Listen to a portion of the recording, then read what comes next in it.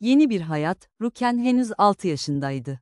Kardeşi Yusuf, yeni yürümeye başlamıştı ki bir hastalık yakaladı onu. Günlerce hastanede kaldılar ama Yusuf bir sabah sessizce uykusunda vefat etti. Ruken ne olduğunu tam anlamamıştı. Ama annesi, gözyaşları içinde onu kucağına alıp fısıldadı, "Yusuf artık melek oldu kızım. Cennette, kocaman bahçelerde oynuyor şimdi. Orası çok güzel bir yer. Biz de bir gün gideceğiz, hep birlikte olacağız tekrar." Ruken gözyaşlarını sildi. O gün o küçük kalbinde ilk kez ölüm korkusu yerine bir umut yeşerdi. Demek Yusuf gitmedi, sadece bizden önce gitti. Dedenin sessiz bekleyişi, dedesinin gözleri artık uzağı seçemiyordu ama kulakları hala duygulara çok açıktı. Bahçedeki küçük taburesine oturur, sabahları kuş seslerini dinlerdi.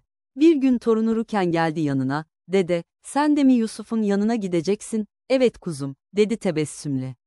"Nasıl ki bir çiçek tohumu toprağa atıyorsun, tohum filizlenir, yeşillenir. Sonbaharın sonunda çiçek solar, sararır ve ölür. Yeni bir tohum bırakır, baharda tekrar yeşillenir, yanı dirilir. Yeni bir hayat sahibi oluyor. İnsan da öyle. Bu yüzden korkmuyorum. Orada anamı, babamı, Yusuf'u göreceğim. Rabbim orada hiç ayrılık olmayacak bir hayat vermiş. Gidince dinleneceğim, uzun uzun sohbet edeceğim eski dostlarla." Ruken başını dedesinin dizine koydu. O an anladı ki, yaşlılık ölümün korkusu değil, vuslatın heyecanıydı. Şirin'in dönüşü mahallenin gürültücü gençlerinden Şirin, bir gün bir kavgada bir çocuğa ciddi zarar vermişti. Mahkemeye düşmüş, ailesini utandırmıştı. Bir gece, dedesinin kitaplığında tozlu bir risale gözüne çarptı. Sayfaları karıştırırken bir cümle dikkatini çekti, "Cehennem korkusu, nefsin zinciridir." Kendi nefsine zincir gerekmiş meğer. O günden sonra Şirin değişti. Başkalarına zarar vermek yerine, kendini düzeltmeye çalıştı.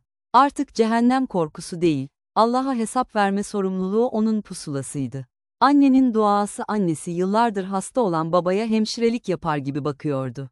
Yoruluyordu ama şikayet etmiyordu. Bir gün babası ona şöyle dedi, "Bunca yıl bana sabırla baktın. Karşılığını verecek hiçbir şeyim yok." Kadın elini onun eline koydu. "Bu dünya kısa ama ahiret sonsuz. Ben seninle orada da birlikte olmak istiyorum. O yüzden bu fedakarlık, ebedi dostluk işte böyle bir şeydi. Ölüm ayrılık değildir, yeni bir hayattır." Yusuf, Rukiye'nin dualarında yaşıyor.